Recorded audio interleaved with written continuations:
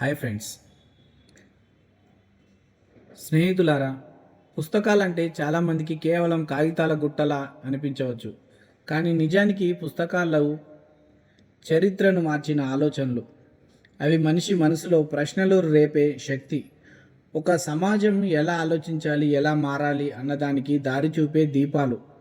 ప్రతి సంవత్సరం ఫిబ్రవరి 21 వస్తే ప్రపంచవ్యాప్తంగా ఒక ప్రత్యేకమైన రోజు గుర్తుకు వస్తుంది.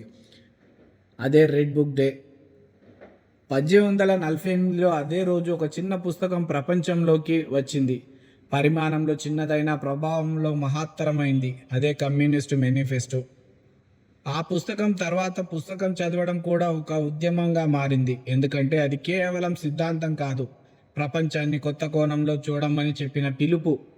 ఆ తర్వాత వచ్చిన ఎన్నో రచనల్లో లెనిన్ రాసిన సామ్రాజ్యవాదం, పెట్టుబడిదారి విధానం, అత్యున్నత దశ అనే గ్రంథం ప్రత్యేక స్థానం సంపాదించింది. లెనిన్ చెప్పిన ముఖ్యమైన నిజం ఏమిటంటే, పెట్టుబడిదారీ వ్యవస్థ ఒక చోట ఆగిపోదు. లాభాల కోసం అది సరిహద్దులు దాటుతుంది. కొత్త మార్కెట్లు, కొత్త వనరులు, కొత్త శ్రమ కోసం ప్రపంచాన్ని చుట్టేస్తుంది. అక్కడి నుండి సామ్రాజ్యవాదం పుడుతుంది. అంటే యుద్ధాలు, ఆర్థిక దోపిడీ, దేశాలపై ఆధిపత్యం. ఇవి యాదృచ్ఛికం సంఘటనలు కాదు, వ్యవస్థలోనే దాగి ఉన్న సహజ పరిణామాలు. ఈరోజు ప్రపంచాన్ని చూసిన అదే నిజం మన కళ్ళ ముందు కనిపిస్తుంది. పెద్ద కంపెనీలు దేశాల కంటే శక్తివంతంగా మారుతున్నాయి. మన సంస్కృతి కూడా మార్కెట్ ప్రభావానికి లోనవుతుంది. మనం ఏం చూడాలి, ఏం నమ్మాలి అన్నదాన్ని కూడా ఎవరో నిర్ణయించే పరిస్థితి ఏర్పడుతుంది. ఇక్కడ మనం గుర్తు చేసుకోవాల్సిన విషయం ఒకటి ఉంది. సమాజాన్ని అర్థం చేసుకోవాలంటే వార్తలు మాత్రమే సరిపోవు, సిద్ధాంతాలను కూడా చదవాలి.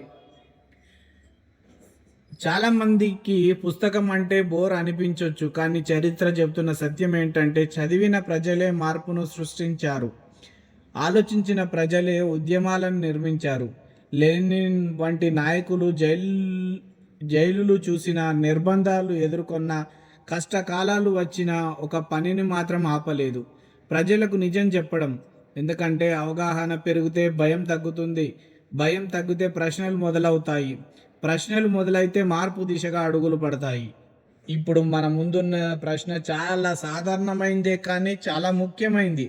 మనం కేవలం చూస్తూ ఉంటే ప్రేక్షకులుగా మిగిలిపోవాలా, లేక ఈ సమాజాన్ని అర్థం చేసుకునే చైతన్యవంతులుగా మారాలా? రెడ్ బుక్ డే మనకు చెప్పే సందేశం స్పష్టంగా ఉంది. పుస్తకం చదవడం ఒక వ్యక్తిగత అలవాటు మాత్రమే కాదు, అది ఒక సామాజిక బాధ్యత. కాబట్టి చదవండి, చర్చించండి, సందేహించండి, ఆలోచించండి. ఎందుకంటే చైతన్యం ఉన్న ప్రజల్లో చరిత్రను మార్చగలరు. ఈ వీడియో మీకు నచ్చితే మీ అభిప్రాయాన్ని కామెంట్లో తప్పకుండా చెప్పగలరు. ఇలాంటి చైతన్యపూరిత వీడియోలు మరియు మరింత చూడాలంటే నా ఛానల్ని సబ్స్క్రైబ్ చేయండి. ఈ సందేశాన్ని మీ స్నేహితులతో షేర్ చేయండి. మన ఆలోచనలే మన భవిష్యత్. Thank you friends.